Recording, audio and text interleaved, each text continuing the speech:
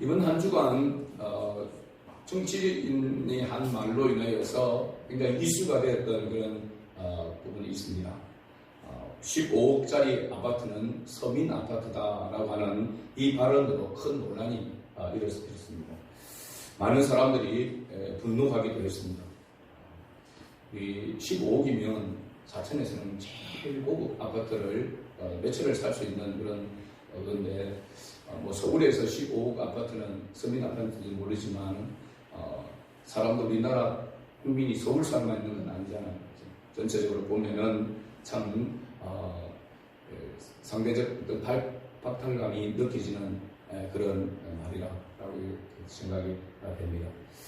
우리가 가끔씩 이 수도권에 서울 이렇게 가보면은 정말 그 절비한 고층 아파트 그런 단지들이 그렇게 많이 있는데도 불구하고 저렇게 많은 아파트가 있는데 저기에 내 아파트는 하나도 없다 이런 생각이 들면서 참 마음이 착잡할 때가 있고 그러는데 여러분 그래도 지방에 살아도 아파트가 그래도 하나 있으면 괜찮습니다. 그죠? 지방에 사는데도 아파트 없는 우리 자기 집이 없는 우리는 정말로 서민 중의 서민입니다. 그죠? 그래서 15억짜리 아파트가 서민 아파트라는 이야기를 들으니까 우리는 이건 완전히 서민 중에 최상위 서민이라는 생각이 이렇게 들기도 합니다. 그러면서 우리가 가끔씩 세상은 왜 이렇게 불공평할까라고 하는 그런 생각을 하게 되죠. 또 여기 보면은 악을 행하고 나쁜 짓을 많이 하는 그런 사람들은 다 잘만 살고 나름대로 그래도 선하게 착하게 살려고 하는 사람들은 고생을 하는 고통을 당하는 그런 사회적 그런 모습들을 이렇게 보면서 정말 하나님 어디 계시는가, 세상이 왜 이렇게 불공평한가라고 하는 그런 생각을 하게 되어지고 때로는 넋두리를 하게 됩니다. 이런 우리가 세상에 대한 어떻게 보면 원망이라고 할 수 있고 불평이라고 할 수 있는 이런 부분에 대해서 오늘 아모스 2장은 우리에게 분명하게 말씀해 주고 있습니다. 하나님은 침묵하시는 것 같지만 이러한 질문에 대해서 절대로 외면하지 않으시는 하나님이시다라고 하는 것을 알 수 있습니다. 아모스 2장에서 분명히 선언합니다. 하나님은 결코 침묵하지 않으시고 다 보시고 다 들으시고 다 기억하시며 반드시 심판하신다라고 이렇게 분명하게 말씀해주고 있고, 이것은 그냥 엄포가 아니라 세계사 속에서 역사 속에서 지금까지의 역사 속에서 하나님께서 나타내 주신 분명한 증거가 있는 그러한 말씀이라고 이렇게 할 수 있습니다. 지난주에 우리가 이스라엘 주민 족속들 5개의 족속 나라에 대해서 하나님이 아모스 선지자를 통해서 경고한 그런 말씀에 대해서 우리가 살펴보았습니다. 다메섹이 나왔고, 그 다음에 가사, 블레셋 도시죠, 두로, 그리고 에돔, 암몬, 이렇게 5 나라에 대해서 심판하시겠다라고 하는 것을 살펴보았고, 이러한 심판에 앞서서 아모스 선지자가 그들의 이 경고의 말씀을 하면서 나타내었던 그런 패턴이 있었던 것을 봅니다. 그죠? 여호와 하나님께서 말씀하시되라고 이렇게 말하고 있고, 그 다음에 서너 가지 죄악에 대하여 이렇게 이야기했습니다. 서너 가지 죄악은 3가지, 4가지 죄악이 아니라 죄가 더 굳어지고 관영해지는 죄에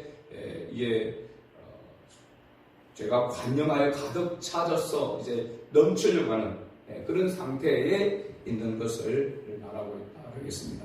그 다음에 그 죄에 대해서 반드시 심판하시겠다라고 이렇게 경고하고 있는 이 3가지 패턴이 8개 이 족속, 이 나라에 대하여 동일하게 그렇게 말씀하고 있는 것을 봅니다. 오늘 2장 1절에서 3절에 보면 모압이 나옵니다. 모압은 암몬과 모압이 같이 있죠. 롯의 2 자녀입니다. 그죠? 롯의 후손들입니다. 그죠? 롯의 2 딸을 통하여 생겨난 바로 족속이 암몬과 모압이라고 했습니다. 이 모압의 죄에 대한 그런 심판의 경고가 이렇게 나오는데, 모압은 단순한 전쟁 보복이 아니라 전쟁해서 그 전쟁에서 살아있는 사람들에게 잔인하게 그뿐 아니라 죽은, 오늘 말씀해 보면은 에돔 왕의 뼈를 불살라 죄를 만들었다라고 이렇게 말하고 있습니다. 죽은 사람의 왕의 시신을 꺼내서 그 뼈를 다시 불태우는 이런 극악한 행위라고 이렇게 말하고 있습니다. 그래서 하나님께서 벌을 내리시겠다라고 이렇게 말하고 있습니다. 하나님은 잔인한, 지극히 포악한 이러한 죄에 대해서 반드시 심판하신다라고 하는 것을 말해주고 있습니다. 모압 족속은 살아있는 사람뿐만 아니라 죽은 자에 대해서도 극심한 모욕과 복수심을 바로 드러내고 있는 것입니다. 고대 근동 지역에서 죽은 자의 뼈를 태우는 이 행위는 단순한 공격이 아니고 존엄 자체를 바로 파괴하는 악한 행위로 이렇게 나타나 있습니다. 하나님은 인간의 생명을 존중하시는 분인 줄 믿습니다. 인권을 존중하시고, 그죠? 그래서 살아있는 자뿐만 아니라 죽은 자에 대한 예의도 사실은 중요히 이렇게 여기는 것을 봅니다. 우리 사회도 마찬가지죠. 죽은 자, 고인에 대하여서 조롱이나 혐오의 표현은 사회적으로 지탄을 받게 됩니다. 이것은 바로 인간다움의 기본이기 때문에 그렇다고 할 수 있습니다. 이 모압이 죽은 자에 대해서 이렇게 했을 정도이니까 살아있는 자를 죽일 때 얼마나 포악하게 잔인하게 죽였겠는가라고 하는 것을 이렇게 추측할 수 있습니다. 그래서 하나님께서 이 모압에 대해서 불을 보내겠다라고 이야기하고 있고, 계속해서 하나님의 불을 동일하게 이야기한 것 같이 궁궐을 사르겠다, 왕과 지도자들을 죽이겠다라고 그렇게 말하고 있는 것을 봅니다. 두 번째는 유다 족속에 대한 경고입니다. 4절과 5절에 나와 있습니다.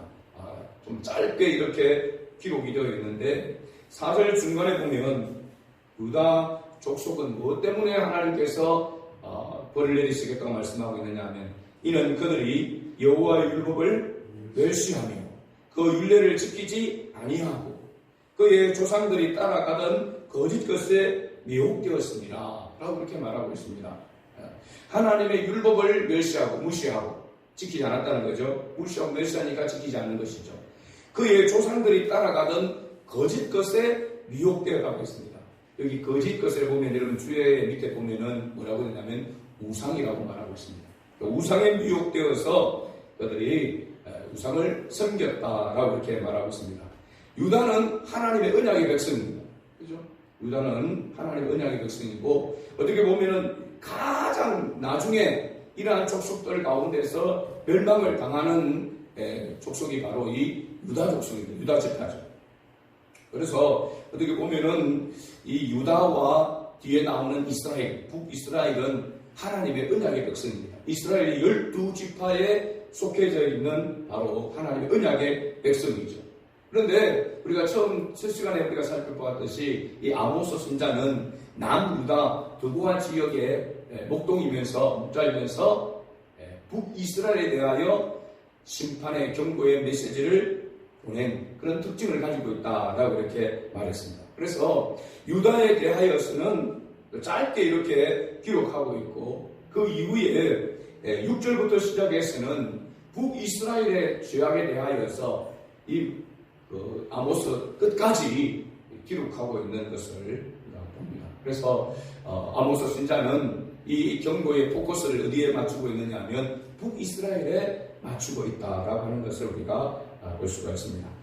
유다는 언약의 백성이지만 하나님의 그 언약을 배신하는 그런 죄악을 범했기 때문에 하나님께서 심판하시겠다 이렇게 말씀하고 있습니다. 우리가 하나님의 백성은 하나님의 떠나는 것이 가장 큰 죄입니다. 하나님의 백성이 하나님의 말씀을 지키지 않는 것이 가장 큰 죄라는 사실입니다. 하나님의 말씀을 떠나게 되고 하나님의 말씀을 지키지 않으면 무엇을 쫓아가게 되냐면 다른 것을 쫓아가게 되어 있습니다. 우상을 쫓아가게 되죠. 그래서 우상은 뭐 형상을 만들어 놓은 것만이 우상이 아니라 탐심이 곧 우상 숭배라고 했습니다. 하나님보다 더 사랑하는 것, 하나님보다 더 가치 있게 여기는 것을 쫓아가고 그것을 따라가는 것이 우상숭배라고 했습니다. 그러니까 하나님의 백성은 하나님의 말씀을 떠나게 되고 하나님을 멀리하게 되어지면 탐욕을 쫓아가게 되었습니다. 육신의 정욕과 안목의 정욕과 이생의 자랑을 쫓아갈 수밖에 없는 그런 원래의 모습을 가지고 있는 것이죠. 그래서 하나님은 하나님의 백성이 하나님의 말씀을 멸시하고 하나님의 말씀을 지키지 아니하고 떠나게 되고 엉뚱한 것을 섬기게 될 때에 반드시 하나님께서 심판하신다고 말씀하고 있습니다. 그런데 우리가 알아야 될 것은 이스라엘 주변에 있는 이방 족속들, 이방 나라들의 심판과 하나님의 언약의 백성의 심판은 다릅니다. 이방 족속들은 그들의 죄로 인해서 그들의 심판을 받게 되어지지만 유다와 이스라엘은 그들의 죄를 지었음에도 불구하고 하나님이 그들을 저주하거나 완전히 없애버리지 않습니다. 하나님은 그들에게 뭘 하냐면 회초리를 드시는 것이죠. 그래서 징계라고 이야기하고 있습니다. 이방 족속들을 향해서는 하나님이 저주를, 심판의 저주를 하시지만 하나님의 택한 백성들에게는 그 심판이 회복을 위한 것이고 징계의 회초리다라고 하는 것을 말해주고 있는 것입니다. 그래서 우리가 동일하게 죄를 지어도 하나님의 백성은 뭐가 있느냐면 소망이 있는 것입니다. 하나님의 백성이 징계를 받는 것은 회복을 위한 징계라고 하는 것을 성경은 일관되게 말씀하고 있는 것을 우리가 알 수 있습니다. 그래서 우리가 죄를 지었을 때에 그 죄를 깨닫게 되어지고 그 죄를 회개하기만 하면 주께로 돌이키기만 하면 하나님은 은혜와 긍휼과 자비를 베풀어 주신다는 것이 바로 성경의 한결같은 그런 말씀임을 우리가 알 수가 있습니다. 그래서 하나님의 택한 백성인 우리는 하나님의 말씀을 떠나게 되고 하나님 앞에 범죄하게 됐을 때에 반드시 여호와 하나님께로 돌이키는 그런 은혜가 있어야 될 줄로 믿습니다. 그 은혜를 날마다 사모하고 또한 강구해야 되는 것이죠. 오늘 세 번째 오늘 바로 북이스라엘에 대한 경고에 대해서 우리가 살펴보려고 합니다. 북이스라엘은 어떤 죄악으로 경고를 받았는지 우리가 살펴보면은 6절과 7절의 말씀 가운데 특히 6절 뒷부분에 가서 보면은 이는 넷째 줄이죠. 같이 읽어봅니다. 이는 그들이 은을 받고 의인을 팔며 신한표를 받고 가난한 자를 팔며 라고 말합니다. 정의를 돈으로 거래하였다라고 이렇게 말하고 있습니다. 사람의 생명과 인권을 돈 몇 푼에 거래했다는 것입니다. 하나님께서 하나님의 백성들에게 가장 분노하시는 그런 그 죄 중에 하나가 뭐냐면 약자를 착취하는 것입니다. 약자를 착취하는. 하나님께서 이것을 기뻐하지 않습니다. 하나님 징계하십니다. 그래서 하나님께서 율법으로 이스라엘 백성들에게 명령하실 때에 항상 빠지지 않는 것이 약한 자입니다. 고아와 과부를 돌아보라고 했습니다. 고아와 과부는 왜 고아와 과부를 돌아보라고 했을까요? 많은 전쟁으로 인하여서 전쟁에 나간 남편이 죽게 되어질 때에 아내는 과부가 되는 것이고 그리고 또 아이들이 고아가 되는 그런 일들이 많았다는 사실입니다. 많은 전쟁, 계속해서 이스라엘 역사는 사실은 전쟁의 역사라고 할 수 있습니다. 그 전쟁 속에서 부모가 죽고 그래서 고아가 많이 생겨나게 되어지고 과부가 많이 생겨났던 것입니다. 그래서 그 약한 자, 그 당시를 보면 이 고아들과 과부들은 사회적으로 보면은 이렇게 많은 불이익을 당할 수밖에 없는 그런 사회의 시스템 속에 있었기 때문에 특별히 하나님께서 고아와 과부를 돌아볼 것을 이렇게 명령하신 것을 보게 됩니다.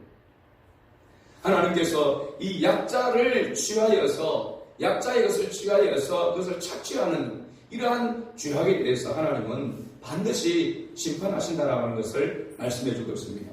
최근 뉴스 보도를 통해서 우리 많은 분들이 여러분들도 들었겠지만 캄보디아에서 많은 청년들 또 취약계층의 외국인들이 사기 조직에 속아 넘어가고 그곳에서 강제로 온라인 사기를 벌이게 되는 일이 일어나고 그것이 드러나는 것을 이렇게 봅니다.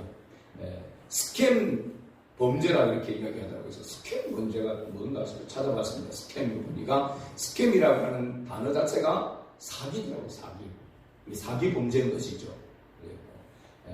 그 다음에 또 보면은 이런 사랑을 해가지고 또 이렇게 범죄, 사기를 치고 미혹하는 그런 부분들이 있습니다. 이전에도 우리 뭐 교회 성도들 가운데 한 분 보니까 미국에 뭐 이렇게 미군 있는데 우리나라에 이렇게 근무를 하게 돼서 들어오게 됐는데 당신과 결혼하기를 원합니다. 라고 해가지고 돈을 뭐 얼마를 붙여주면은 이렇게 들어와서 같이 결혼하고 살겠다.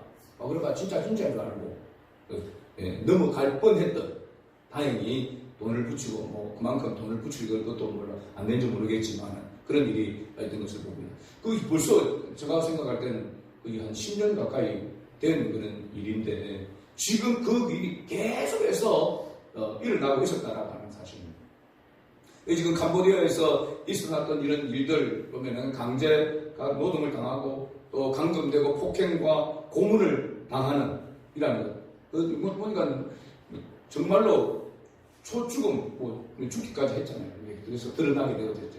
그렇게 잔악하게, 부악하게 그렇게 가게 되어지면 반드시 그 죄는 드러나게 되어 있습니다. 저는. 이게 하나님의 원리입니다. 그렇죠? 포악하게, 완악하게, 잔인하게 그렇게 사람의 인권과 생명을 멸시하게 되어지는 그런 죄악에 대해서 하나님 반드시 하나님 외면하지 않습니다. 드러나게 하시고 심판을 받게 하는 것이죠. 북이스라엘이 가난한 자를 팔아넘기고 억울한 자의 머리를 흙 속에 박고 즐겼던 그러한 죄악, 오늘날도 사람의 생명과 고통을 자신의 이익과 쾌락을 쌓는 죄악에 대해서 하나님은 반드시 심판하신다라고 하는 것을 말해주고 있습니다. 그래서 특히 가난한 자의 그런 생명과 인권을 돈으로 이렇게 바꾸는 이런 죄악에 대하여서 하나님 심판한다. 바로 북이스라엘의 이와 같은 모습이 있었다는 사실입니다. 두 번째 죄악은 바로 7절에 나와 있습니다. 아버지와 아들이 한 젊은 여인에게 다녀서 내 거룩한 이름을 더럽히며 도덕적 타락을 말하고 있습니다. 아버지와 아들이 한 젊은 여인에게 다녔다라고 하는 것은 같이 음행을 했다라고 하는 것을 말하고 있습니다. 이러한 죄악은 단순히 윤리나 도덕적인 죄악을 넘어서 하나님이 정하신 거룩한 질서를 바로 무너뜨리는 죄이기 때문에 하나님께서 이 죄를 반드시 하나님께서 징계하시겠다라고 말하고 있는 것입니다. 가정이 무너지면은 우리 개인이 무너지면 가정이 무너지게 되어지고 또 가정이 무너지면 사회가 무너집니다. 사회가 무너지면 국가도 무너지게 되어지고 국가가 무너지면은 다른 일도 무너지게 되는 도미노 현상이 이어지게 되는 것이죠. 희한하게 나쁜 것은 빨리 전파되어지게 되고 빨리 번져나가는 그런 기질을 있는 것을 우리가 봅니다. 오늘날도 성적 타락과 중독으로 거룩함이 무너지는 시대 속에 우리가 있습니다. 우리 그리스도인들은 구별된 삶을 살아야 될 줄로 믿습니다. 우리가 구별된 삶을 통하여서 그 삶으로 자녀를 양육해야 되는 것입니다. 굉장히 중요한 그런 책임과 의무를 우리가 가지고 있습니다. 기성세대인 우리가 먼저 하나님 앞에 구별된 그런 모습으로 서야 될 줄로 믿습니다. 지난 주간에 사천시 복음화 대성회를 통해서 제가 새롭게 물론 잘 알고 있는 부분이지만 많은 도전을 받고 깨닫게 되는 그런 부분이 있습니다. 사실 목이 쉰 것도 오랜만에 기도하면서 이 목이 쉬었습니다. 감사한 그런 부분인데 항상 기도에 대한 우리 그리스도인들은 무거운 짐을 지고 있습니다. 기도해야 되는데 여러분 그렇게 생각하죠? 더 많이 기도해야 되는데 쉬지 말고 기도하라고 했는데 그죠? 쉬지 말고 기도하라고 했는데 기도해야 된다는 것을 알면서도 기도에 많은 시간을 들이지 못하고 또 올인하지 못하는 그러한 모습 역시 가장 더 많은 짐을 그 기도에 대한 무거운 짐을 목회자들은 더 많이 지게 되는 것입니다. 사실 여러분들에게 제가 좀 부끄러운 이야기지만 제가 목회자로 이렇게 소원을 하게 되어지고 했을 때에 하나님 앞에서 한 가지 제가 그래도 어떤 목회지에 가든지 한 가지 잘할 수 있는 것은 있다라고 때 자신했던 것이 있습니다. 이게 바로 뭐냐면 기도였습니다. 기도. 그럼 총각 때 20대 때 제가 초반에 그 기도원에서 은혜를 받았을 때에 그때 은혜를 받고 기도를 하루에 적어도 2시간씩 이렇게 기도했던 기억이 있습니다. 그것도 무릎 꿇고 기도했던. 제가 얘기했잖아요. 그죠? 사도신경을 하루에 800번을 외우게 했으니까. 그는 뭐 기도원에 있을 때도 그렇게 했고, 밖에 나와서도 수시로 그렇게 했고, 총각대에 그러니까 신학을 교회에 들어가기 전에 그런 기도의 시간을 가졌던 적이 있습니다. 그 기도의 속에서의 많은 것을 또 이렇게 느끼고, 은사들을 이렇게 또 받게 되고 하는 그런 부분들이 있었는데, 어느 순간 신학을 하면서, 공부를 하면서, 기도만이 능사가 아니다라고 하는 것을 이렇게 느끼게 되어진 거죠. 신학을 하면서 공부도 많이 해야 되고, 그래서 말씀 연구도 많이 해야 되고, 그런 쪽으로 책도 많이 봐야 되고 하는 그런 생각인데, 실제로는 책도 그렇게 많이 보지도 않으면서 기도를 많은 부분에서 놓았던 그런 것을 생각합니다. 군대에 갔었으면만 하더라도 군대 복무하는 가운데서도 그 기도를 놓지 않으려고 무단히 많이 애를 썼는데, 신학을 하면서 오히려 기도에 대한 그런 부분들을 많이 내려놓게 되어진 그런 부분들이 있었는데, 제가 이번 그 부흥성회를 통해가지고 오신 그 강사 목사님이 임계점 기도라고 해서 하루에 3시간 기도를 이렇게 한다고 했습니다. 하루에 3시간, 30분도 힘든데 30분이 뭐고 3분도 기도 못하는 그런 요즘에 보면은 그랬는데, 3시간 기도를 어떻게 하란 말이에요. 처음에는 사실은 보고, 둘째 날 저녁에 제가 그 기도 순수가 있더라고요. 그래서 그때만 참석해야 되겠다. 기도 누가 몰라서 뭐 안 하나, 그런 생각으로 참석을 안 하려고 했어요. 그런데 희한하게 첫날 저녁부터 시작해서 둘째 날 그 목회스타 세미나 낮에 오전에 하는 것까지 1시간도 제가 빠지지 않고 다 참석했습니다. 마지막 날 밤까지. 참석을 하는 가운데서 자꾸 마음이 끌려가는 그 부분이 뭐냐면, 저건 내가 아는 건데, 저건 내가 했던 건데 라고 생각하는데 난 지금 하고 있지 않은 거예요. 그래서 가만히 생각해 보니까 모든 문제와 모든 것들의 원인이 어디에 있는가라고 하는 것을 다시 제가 깨닫게 된 것입니다. 어떻게 보면 가장 쉬운 것인데, 여러분, 기도하는데 누가 뭐 돈을 달라 그럽니까? 기도하는데 어떻게 다른 크게 무슨 그 힘이 드는 것도 아니잖아요. 하다가 힘들면은 앉아서 할 수도 있는 거고, 또 누워서도 기도할 수 있는 거고, 걸어다니면서도 기도할 수 있는 거잖아요. 그죠? 우리 그리스도인에게서의 기도는 또 특권인데, 그것을 내가 가볍게 여기구나. 다른 뭔가를 통해서 교회를 부흥케 하고 세워갈 수 있다. 물론 기도가 중요하다는 것을 늘 이야기도 하기도 하고 말하지만, 그러나 거기에 내가 온전히 올인하는 그런 기도를 하지 못했다라고 하는 것을 깊이 깨닫게 된 것입니다. 그래서 이건 안 되겠다. 성도들 같이 기도해야 되겠다라고 하는 것이나 내가 먼저 기도에 본을 보여야 되겠다라고 해서 그래서 기도의 시간을 늘려가고 있는 그런 중에 있습니다. 여러분, 제가 가만히 생각해 보니까, 기도하면서도 생각해 보니까 여러분들도 마찬가지입니다. 여러분 개인적으로, 가정적으로 모든 일에 있어서 문제 해결은 하나님께 있다는 거 여러분 믿죠? 믿습니까 여러분? 나의 모든 문제, 모든 것의 해결은 오직 예수 그리스도, 오직 하나님께 있다는 거 우리가 믿지 않습니까? 그런데 하나님께 우리가 맡깁니까? 하나님께 온전히 맡기지 않습니다. 그리고 하나님께로부터 하나님께서 해결해 주시는 것을 경험하지 아니하고 살아가지 않습니까? 그래서 안 된다고 생각하는 거죠. 신앙생활을 10년, 20년, 30년 했는데, 모태에서부터 신앙생활을 했는데, 우리는 안 된다라고 하는 그런 패배주의에 있지 않습니까? 교회 다닌다 해도, 예배 드린다 해도, 기도한다고 해도, 그게 다 해결해 줄 수 있느냐? 우리는 은연중에 그렇지 않다라고 하는 그런 불신앙이 우리 속에 있는 것입니다. 그렇기 때문에 우리가 뭐 하지 않는 겁니까?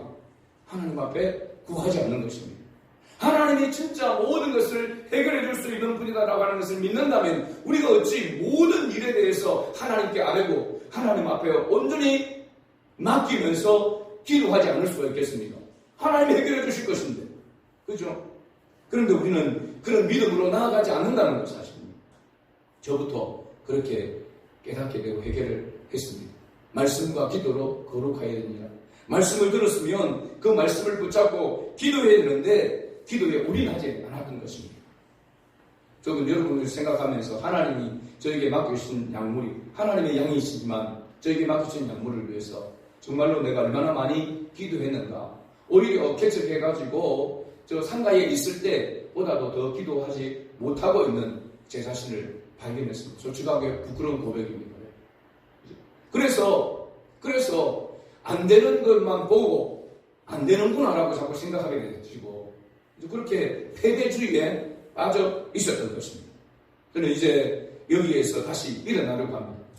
하나님께서 붙들어 주시고 저부터 시작해서 기도에 올인해서 나아가면 하나님께서 한 사람 한 사람 기도의 동력자를 붙여주실 것이고 세워주실 것이고 우리 교회가 다시 말씀과 기도로 거룩해지고 말씀과 성령으로 날아오는 그런 건강한 교회로 다시 회복될 것이라고 이렇게 확신합니다. 우리가 하나님 앞에서 우리의 연약함과 우리의 타락하고 세속되어진 그 모습 속에서 그 수렁에서 벗어날 수 있는 길은 하나님의 은혜밖에 없습니다. 하나님 앞에 간구하며 기도하는 것밖에 없다라고 하는 사실입니다. 세 번째, 북이스라엘의 죄악은 가난한 자의 옷을 담보 삼아 포도주를 마신 죄악입니다. 포도주를 마셨다라고 하는 것은 쾌락을 바로 일삼았다는 것입니다. 8절을 우리 다시 한번 읽어볼까요? 모든 제단 옆에서 전당 잡은 옷 위에 누우며 그들의 신전에서 붉음으로 얻은 포도주를 마십니다. 하나님은 율법 안에서 가난한 자를 보호하라고 이렇게 명령하였습니다. 앞에서 말씀드렸지만은 부하와 과부를 돌아보라고 했는데 사회적 약자를 연약한 자를 돌아보고 했는데 오히려 그들을 덩쳐서 요즘 말로 그 가난한 자들 약한 자들에게 빨대를 꼽아서 그죠? 자기의 이익을 찾고 가고 자기의 쾌락의 도구로 삼는 가난한 자의 옷을 담보 삼아 자기들의 쾌락을 위한 도구로 삼았다라고 이렇게 말하고 있습니다. 약한 자의 고통 위에 자신의 안락을 쌓았다는 것입니다. 이게 하나님의 분노를 하나님의 진노를 바로 불러오는 거라고 말하고 있습니다. 여러분 요즘 사회적으로 보면은 약한 자고 힘없는 자를 덩쳐서 그런 자들을 통하여서 자기의 부를 축적하려고 하는 그런 모습들이 있습니다. 여러분 아이들에게도 그렇게 그런 모습들이 있습니다. 여러분 왜 학교에서나 이런 데서 왕따가 있고 막 그렇게 합니까? 약한 자를 돌아봐줘야 되는데 그 약한 자를 팽시키지 않습니까? 그 약한 자를 그렇게 하면서 자기들이 오히려 좋아하고 희희낙낙거리면서 여러분 이게 얼마나 하나님 보시기에 큰 죄악인지 모릅니다. 아이들까지 그런 죄악 속에 이렇게 있는데 어른들은 수단과 방법을 가리지 아니하고 자기의 이익을 위해서 자기의 어떤 쾌락을 위해서 그렇게 살아가고 있지 않습니까? 이게 북이스라엘 백성들의 죄악과 오늘날 우리의 죄악과 뭐가 다르겠습니까? 이것은 바로 그들이 하나님의 말씀을 멸시하고 하나님을 떠남으로 말미암아 하나님의 백성임에도 불구하고 이와 같은 모습 속에 거하게 있었다는 것입니다. 거하고 있었다는 것이죠. 오늘날 왜 사람들이 교회를 향하여 그리스도인들을 향해서 손가락질합니까? 저 사람들은 하나님을 믿는다고 하면서 죽으면 천국 간다 하면서 우리보다도 더 못된 짓 하고 더 악한 짓을 하니까 사람들이 예수 믿는 우리를 향하여 손가락질하는 것 아니겠습니까? 말씀대로지 않습니까? 소금이 그 맛을 잃는 사람들의 발에 밟힐 뿐이라고 했습니다. 하나님의 징계가 하나님의 경고가 지금 점점 극에 다가오고 있고 진노의 해초리가 가까이 있다라고 하는 것을 보게 되는 것입니다. 하나님은 8개 족속의 나라의 죄악을 통해서 심판을 경고하였는데 이 경고를 통해서 하나님이 어떤 분인지를 보여줍니다. 첫째는 하나님은 모든 죄에 대해서 다 보시고 기억하는 분이다라고 하는 것을 말하고 있습니다. 하나님이 안 보시는 것 같지만 하나님이 침묵하시는 것 같지만 하나님은 다 보시고 기억하시고 그것에 대해서 그 죄가 관영하게 되어질 때 반드시 심판하신다고 말씀하고 있는 것입니다. 두 번째, 하나님은 하나님의 언약의 백성들에게 더 큰 책임을 요구하시는 분이라는 사실입니다. 여러분 유다가 이 북이스라엘이 하나님의 언약의 백성임에도 불구하고 그들이 죄악을 범할 때에 특히 여러분 보십시오.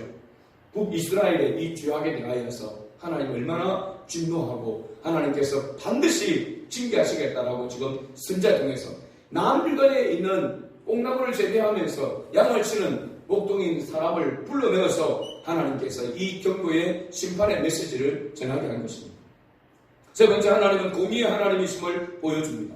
사랑의 하나님은 우리를 오래 참고 기다리시지만 회개 없는 자에게는 회개 없는 죄에 대해서는 하나님이 반드시 심판한다는 것이 하나님의 공의입니다. 공의. 그래서 하나님은 사랑의 하나님인 동시에 공의의 하나님이신 것입니다. 그 말은 뭐냐면 하나님은 언제든지 사랑의 팔을 벌리시고 주께로 돌이키는 자, 죄를 회개하고 돌아오는 자를 하나님은 언제나 안아주시기를 하나님은 기다리고 계시는 것입니다. 죄에 대해서 회개하지 않는 자는 하나님 반드시 심판하시고 징계하신다라고 하는 것을 분명하게 말씀해주고 있습니다. 오늘 말씀을 통해 우리는 어떤 삶을 살아야 되는가? 나는 지금 하나님을 두렵고 떨림으로 경외하고 살아가고 있는가? 우리 자신을 돌아봐야 될 줄로 믿습니다. 거짓과 음란과 탐욕과 위선 속에서 하나님을 예배하고 있지 않은지 우리 자신을 돌아보면서 회개해야 됩니다. 사실 회개도요, 그냥 반성하는 그 정도가 아닙니다. 진정한 회개는 우리 속에서부터 우러나와야 되는데, 이건 성령께서 주셔야만 되는 겁니다. 회개의 영을 부어주셔야만 되는 것입니다. 회개의 영이 그냥 부어집니까? 하나님 앞에서 말씀을 붙들고 그 말씀에 대해서 우리의 죄를 토설해낼 때에 회개의 영이 부어지게 되어지고 진정한 회개가 이루어지고 회개에 합당한 열매가 맺어지게 되는 줄을 믿습니다. 두 번째, 나는 약자를 대할 때 어떤 태도를 가지고 있는가? 여러분, 직장에서, 학생들은 학교에서, 가정에서, 교회에서 우리가 어떤 모습으로 약자를 대하고 있는지 우리 자신을 돌아보아야 됩니다. 약한 자, 힘없는 자를 멸시하고 그렇게 하는 것은 하나님은 절대로 하나님께서는 그것을 외면하지 않으시고 반드시 그 죄를 물으신다라고 하는 것을 말해주고 있습니다. 결론적으로 오늘 하나님께서 우리에게 회개의 기회를 주시고 계시다라고 하는 사실입니다.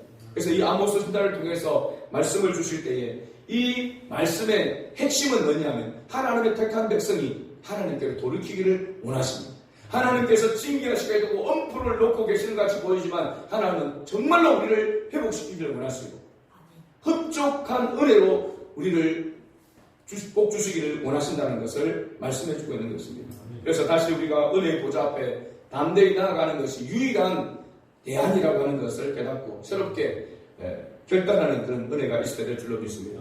우리는 우리 스스로 하나님 앞에 설 수가 없습니다. 반드시 하나님의 은혜를 드리고야 성령의 도우심을 입어야만 될 줄로 믿습니다. 그러므로 다시 말씀과 기도의 자리에 서야 됩니다. 제가 오늘 새벽 4시에 잠에서 깨었습니다. 새벽 4시에 잠을 깼는데 잠이 오지는 않더라고요.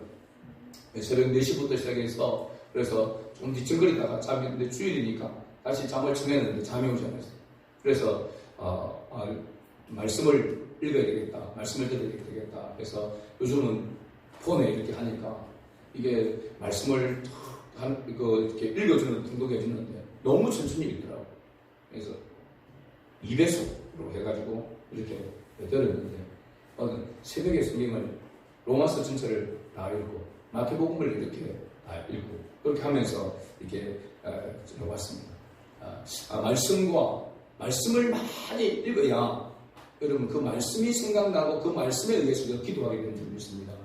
그게 하나님 앞에 우리가 나아갈 수 있는 기도입니다. 안 그러면 날마다 뭐만 기도하게 되냐면 자기 필요만을 구하게 됩니다. 세상 사람들처럼 하나님을 알지 못하는 사람들처럼 내 필요한 것만 구하고 내 필요한 것 몇 개 구하면은 그 다음에 구할 게 없습니다. 기도할 게 없어요. 그러니까 1분도 기도 못하는 겁니다. 그런데 하나님의 말씀을 붙들고 기도하면은요 많이 오래 깊이 기도할 수 있게 되는 것입니다. 그래서 말씀이 필요한 것입니다. 이 말씀을 제가 외우고 하는 것은 바로 이런 이유 때문에 그렇습니다. 그러니까 그냥 외우기 싫다고 그냥 또 외워야 되나 그렇게 생각하면 평생 신앙이 성장하지 않습니다. 말씀을 무시하고 말씀에 그것도 순종하지 않으면 그럼 무엇에 순종할 수 있다는 말입니까?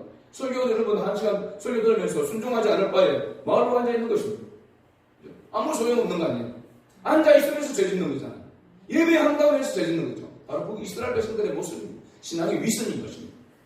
하나님은 그것을 죄라고 이야기하고 있는 것입니다. 우리가 하나님의 말씀을 듣고 그 말씀 한 말씀이라도 붙들고 그 말씀에 순종하려고 하는 그러한 갈급함이 있어야 또 결단이 있어야 우리의 신앙이 성숙하고 성장하게 되어지게 되고 하나님을 기쁘시게 하는 그런 모습으로 나아가게 될 줄로 믿습니다. 하나님은 예외 없는 경고의 말씀을 우리에게 말씀하고 있습니다. 하나님의 택한 자녀들라도 하나님의 말씀을 떠나게 되어지고 하나님의 말씀을 무시하고 지키지 않으면 하나님 징계하시겠다라고 하는 것을 말씀해 주고 있습니다. 그러므로 하나님의 말씀 앞으로 다시 돌아가서 하나님의 은혜의 보좌 앞에 담대히 나아가겠다는 그런 결단을 가지고 나아가는 그런 저와 여러분 될 수 있기를 주의 이름으로 축복합니다. 아멘.